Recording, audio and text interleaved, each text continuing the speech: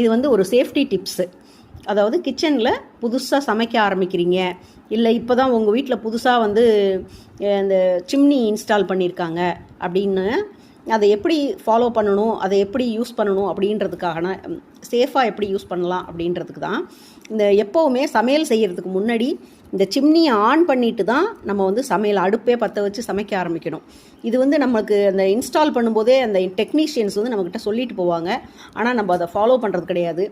சமீபத்தில் ஒரு செய்தி கேள்விப்பட்டேன்.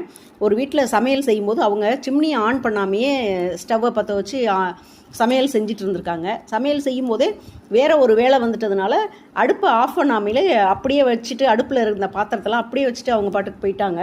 திரும்பி வந்து பார்க்குறப்போ அடுப்பில் வந்து புகையாக இருந்திருக்கு, பாத்திரம்லாம் ரொம்ப சூடு ஏறி போய். அப்போ உடனே டக்குன்னு அவங்க என்ன பண்ணிட்டாங்க, அந்த புகையை இது பண்ணுறதுக்காக சிம்னியை ஆன் பண்ணிட்டாங்க. அந்த ஹீட்டில் இருந்ததுனால சிம்னி என்ன பண்ணிடுச்சு, சிம்னியில் உள்ளே இருந்த மோட்டார் இதெல்லாம் கிளாஸ் எல்லாம் வெடித்து செதறிடுச்சு. இது வந்து இந்த மாதிரியான ஒரு அசம்பாவிதம் நடக்காமல் இருக்கணும்னாக்க எப்போவுமே நம்ம சிம்னியை ஆன் பண்ணிட்டு தான் அடுப்பை பற்ற வச்சு நம்ம சமையலை செய்யணும். அதே மாதிரி எதுவும் பாதியில் வேலை வந்துருச்சு நம்ம சமைச்சிட்டு இருக்கும்போது அப்படின்னாக்கா டக்குன்னு ஸ்டவ்வை ஆஃப் பண்ணிவிட்டு அந்தாண்ட போங்க. கிச்சனை விட்டு நம்ம வெளியில் போனோம்னா நம்ம அடுப்பில் என்ன வச்சோன்றதை மறந்துடுவோம். அதனால இந்த டிப்ஸை வந்து தயவு செஞ்சு இந்த 2 டிப்ஸையுமே ஃபாலோ பண்ணுங்கள். சிம்னினா இந்த நவீன புகைப்போக்கி. இது முன்னாடிலாம் புகை கூண்டு வச்சுருப்பாங்க பழைய காலத்து வீடுங்கள்லாம்.